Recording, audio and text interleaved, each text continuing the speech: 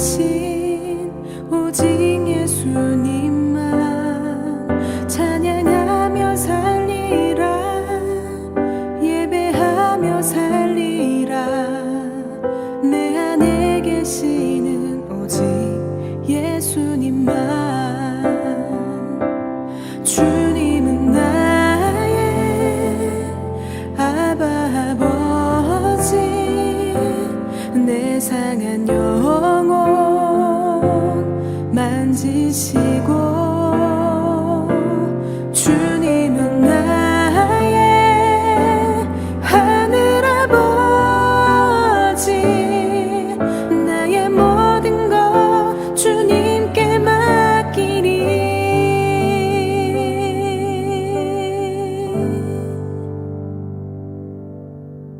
이제는 내가 없고 오직 예수님만, 내 안에 살아계신 오직 예수님만 찬양하며 살리라.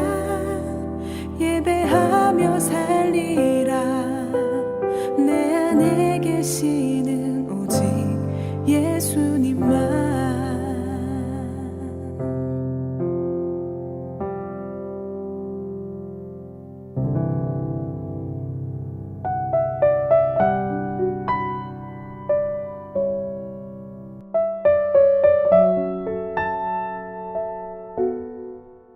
그러므로 우리가 이제부터는 어떤 사람도 육신을 따라 알지 아니하노라.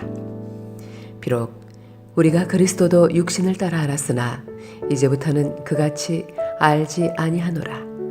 그런즉 누구든지 그리스도 안에 있으면 새로운 피조물이라. 이전 것은 지나갔으니 보라, 새 것이 되었도다.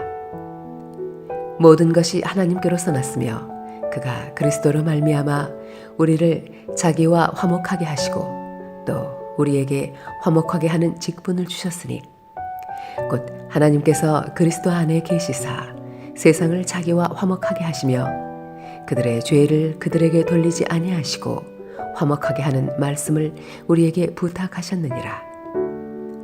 그러므로 우리가 그리스도를 대신하여 사신이 되어 하나님이 우리를 통하여 너희를 권면하시는 것 같이 그리스도를 대신하여 간청하노니 너희는 하나님과 화목하라.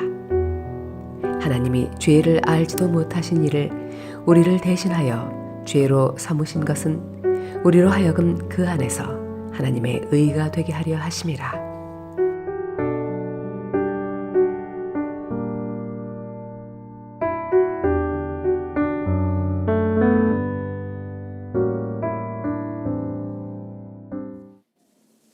할렐루야. 여러분, 러시아의 문호 톨스토이의 아주 유명한 소설이죠. 부활의 첫 문단에 보면 이런 글이 나옵니다. 아무리 돌을 깔아도 그 틈바구니로, 아무리 뽑아버려도 석탄이나 석유로 아무리 그을려도, 또 아무리 나무를 자르고 짐승과 새들을 모조리 쫓아버려도 봄은 정녕 봄이었다. 여러분, 지금 매일같이 수십만 명의 확진자들이 나오고 있다고 합니다. 그리고 저 멀리 우크라이나에서는 수천 명의 그 아까운 젊은이들이 피 흘리면서 전쟁터에서 참혹하게 쓰러지는 그런 아픔이 계속되고 있어요. 그럼에도 불구하고 어김없이 봄은 천천히 우리 곁으로 다가오고 있는 것입니다. 다른 계절과는 달리 이 봄에는 새봄이라는 수식어가 붙습니다.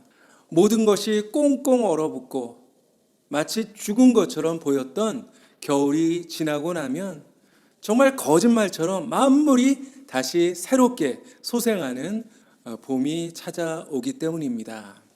자, 그런데 오늘 성경은 이렇게 선포하고 있어요. 누구든지 그리스도 안에 있으면 새로운 피조물이라. 이전 것은 지나갔으니 보라, 새 것이 되었도다. 여러분, 그렇습니다. 예수 안에 있으면 새 봄을 맞이할 수가 있는 것입니다. 모든 죄와 모든 사망에서 벗어나서 새 생명을 가진 새로운 인생을 살아갈 수 있게 되는 거예요. 여러분, 식당도 주인이 바뀌니까요, 아주 인테리어도 새로워지고 음식 맛도 바뀌고 그리고 서비스도 달라지기 마련입니다. 마찬가지로 우리 그리스도인들도 이제 새로운 피조물이 되었다면, 새롭게 거듭났다면 이제 새로운 인생을 살아가야 하는 것입니다. 자, 그러면 예수 그리스도로 말미암아 거듭난 자들, 이제 어떤 모습으로 살아가야 할까요? 무엇보다도 가장 먼저 정말 인생에 새로운 목적이 생겨야 하는 것입니다. 오늘 15절 말씀해 보니까 그가 모든 사람을 대신하여 죽으심은 살아있는 자들로 하여금 다시는 그들 자신을 위하여 살지 않고 오직 그들을 대신하여 죽었다가 다시 살아나신 이를 위하여 살게 하려 하심이라. 그렇게 말씀하고 있어요. 자, 이제 우리에게 있는 생명은 우리가 이 세상에 태어날 때 얻은 그런 육신의 생명이 아니라 바로 그리스도께서 십자가의 죽으심으로 우리에게 허락하신 새 생명입니다. 때문에 이전과는 다른 삶의 목적, 다른 삶의 의미를 가지고 살아가게 되는 것입니다. 바로 나를 사랑하셔서 나를 위해서 죽으시고 나를 위해서 다시 사신 예수 그리스도를 위해서 살아가는 인생이 되어야 하는 것입니다. 자, 그러면 여러분, 우리가 다니던 직장도 그만두고 내가 하던 일도 다 그만두고 모두가 다 신학교에 들어가서 목사가 되어야 하는 것일까요? 아닙니다. 여전히 직장 생활도 하고 사업도 하고 또 살림도 하지만, 그리고 자녀도 키우지만 이제 그 목적이 달라지는 거예요. 이전에 그저 나 자신의 만족, 나의 욕심을 위해서 살았다면 이제 우리에게 새 생명을 주신 예수 그리스도를 위해서 살아가게 되는 것입니다. 여러분, 나 자신이 아니라 이제 우리가 주님을 위해서 살아갈 때 혹시 나에게 손해가 되지 않을까, 이런 생각이 들기도 합니다. 그러나 오늘 성경은 이렇게 말씀하고 있습니다. 누구든지 제 목숨을 구원하고자 하면 잃을 것이요 누구든지 나를 위하여 제 목숨을 잃으면 구원하리라. 할렐루야. 그렇습니다. 주님이 우리를 손해보게 하지 않으실 것이다. 그렇게 말씀하고 계세요. 어쩌면 당장 손해를 볼지라도 우리에게 더 좋은 것으로 채워주신다고 그렇게 약속하고 계신 것입니다. 여러분, 주님을 위해서 한번 살아보세요. 나의 만족, 나의 기쁨이 아닌 주님의 기쁨을 위해서 일해보시기를 바랍니다. 자, 그럴 때 이제 주님께서 우리를 위해서 일하실 거예요. 내가 나를 위해서 일할 때보다 우리 주님께서 더 좋은 것으로 더 풍성하게 저와 여러분을 채워주실 것입니다. 세상이 주는 기쁨, 세상에 주는 만족이 아니라 그것과는 비교할 수 없는 하늘의 기쁨, 하늘의 만족을 우리에게 넘쳐나게 하실 것입니다. 또한 예수 안에서 새로운 인생을 살아가는 사람들은 낡은 것을 가지고 살지 않습니다. 우리가 옷도 세월이 흐르면 낡아지고 또 몸에도 맞지 않아서 입을 수가 없어요. 하물며 새로운 피조물로 살아가는데 옷을 갈아입지 않으면 안 되는 것이죠. 예수님께서도 새 술은 새 부대에 넣어야 한다, 그렇게 말씀하셨습니다. 그러므로 우리가 이제부터는 어떤 사람도 육신을 따라 살지 아니하노라. 여러분, 바다 생물 가운데 닭새우라는 생물이 있습니다. 크기가 한 30cm 정도 되는 그런 아주 대형 새우인데요, 껍질이 매우 단단하고 그리고 몸에 2배가 넘는 더듬이가 있다고 합니다. 그런데 이 닭새우는 태어난 해에 껍질을 무려 5번에서 6번 벗어버린다고 합니다. 이제 성장이 제일 빠른 시기이죠. 그러다가 이제 두 번째 해에는 3번에서 4번, 그리고 3년째는 1번에서 2번 정도 껍질을 벗다가 이제 4년째가 되면 더 이상 껍질을 벗지 않는다고 해요. 그리고 결국 그 껍질 안에서 죽는다고 합니다. 성장하기 위해서는 껍질을 벗어내야 하는 것입니다. 마찬가지예요. 우리가 새로운 피조물로 변화된 인생으로 살아가기 위해서는 낡은 모습들, 이전의 모든 모습들을 벗어내야 하는 것입니다. 너희는 유혹의 욕심을 따라 썩어져가는 구습을 따르는 옛사람을 벗어버리고 오직 너희의 심령이 새롭게 되어 하나님을 따라 의와 진리의 거룩함으로 지으심을 받은 새 사람을 입으라 말씀하셨습니다.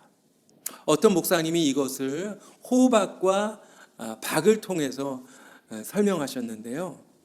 우리가 호박을 가지고 여러 가지 음식을 만들어서 먹죠. 그런데 호박은 다른 음식으로 변해도 여전히 호박이라는 자신의 이름을 계속 앞에 두는 것을 볼 수가 있어요. 뭐 호박떡, 호박전, 호박죽, 호박엿, 이렇게 호박이 앞에 붙어 있습니다. 자, 그런데 박은 어떨까요? 우리가 박으로 물을 뜨면 물 바가지가 됩니다. 그리고 우물에서 물을 깃는데 사용하면 둘의 박이 되고요. 또 샘물을 뜨는데 사용하면 표주박이라고 불립니다.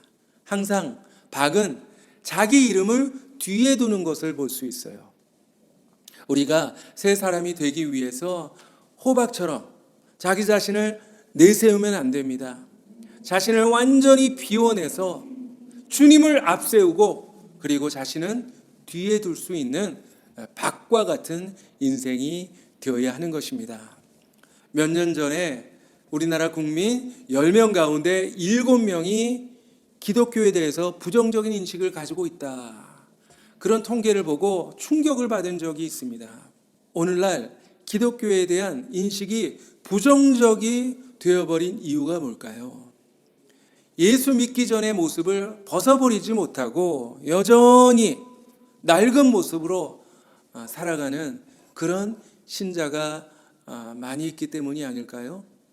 옛사람, 더러운 누더기 걸치고 우리가 예수님을 따를 수가 없는 것입니다.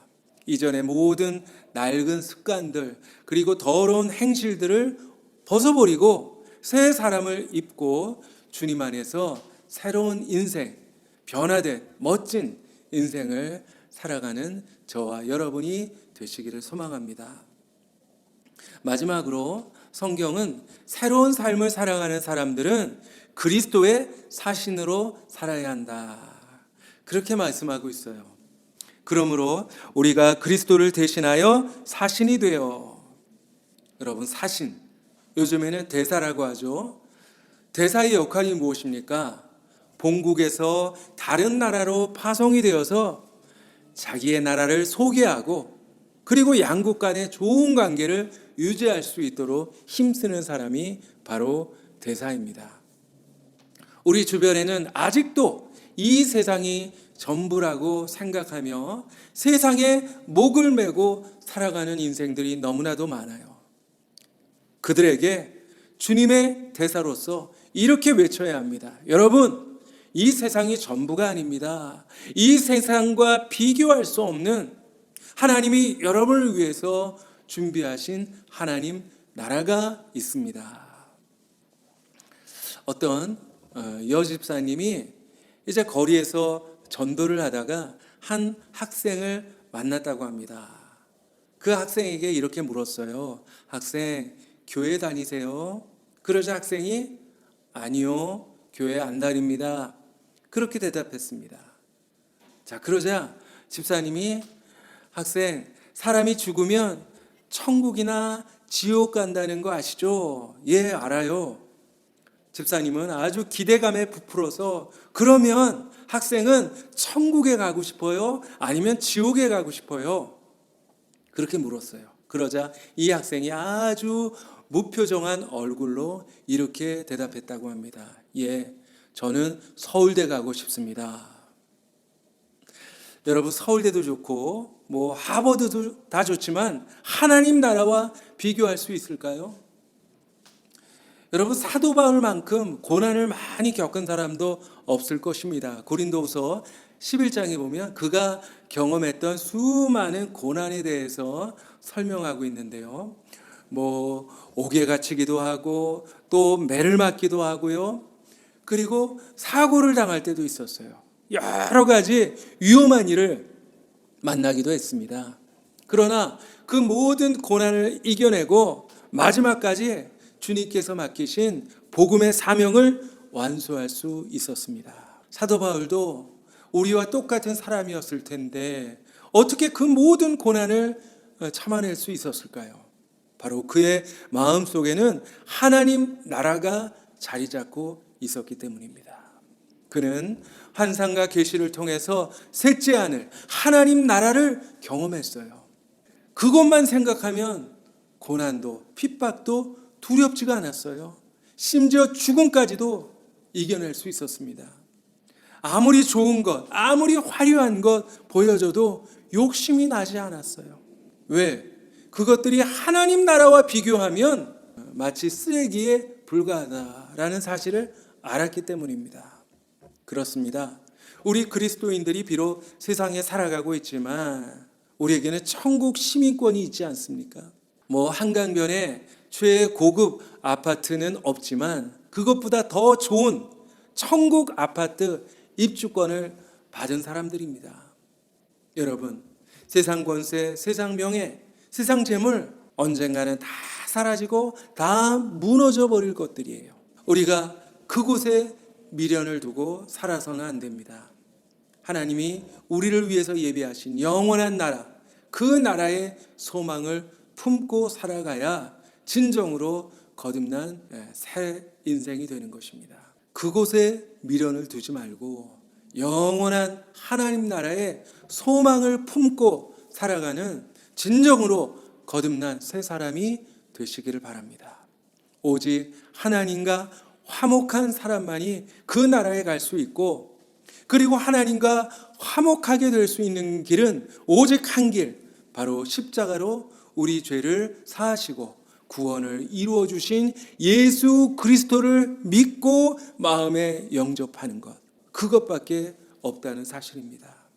바로 저와 여러분이 이제 그리스도의 대사가 되어서 우리 사랑하는 가족들, 그리고 여전히 죄 가운데 빠져 불행하고 허무한 인생을 살아가고 있는 우리 이웃들에게 하나님과 화목할 수 있는 그 길을 가르쳐주고, 그리고 예수님을 전하며, 그리고 길이 되시고 진리이시고 생명이신 예수 그리스도를 전하며 살아가는 가장 값지고 찬란한 그런 새로운 인생으로 살아갈 수 있기를 간절히 소망합니다.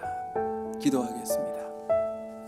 하나님 아버지, 감사합니다. 우리에게 예수님을 보내주시고 예수님을 통해서 새 생명을 가지고 또 새로운 피조물로 새로운 인생을 살아가게 하시니 주님 감사합니다. 그러나 어리석은 저희들 여전히 하나님 나라가 아닌 이 세상에 소망을 두고 살아왔음을 주님 고백합니다. 그저 세상의 재물, 세상의 권세에 우리의 삶의 목적을 두고 정말 헛된 인생 살아왔음을 고백하오니 주여 용서하여 주시옵소서. 이제 이전의 모든 낡은 옷들을 다 벗어내게 하여 주시고 예수 그리스도로 새 옷을 입고 살아갈 수 있는 저희들 되게 하여 주시옵소서. 하나님, 아무 목적도 없이 의미도 없이 허무한 인생 살 수밖에 없는 저희들에게 정말 그리스도의 대사로 살아갈 수 있는 새 희망을 허락해 주신 것 주님 감사합니다.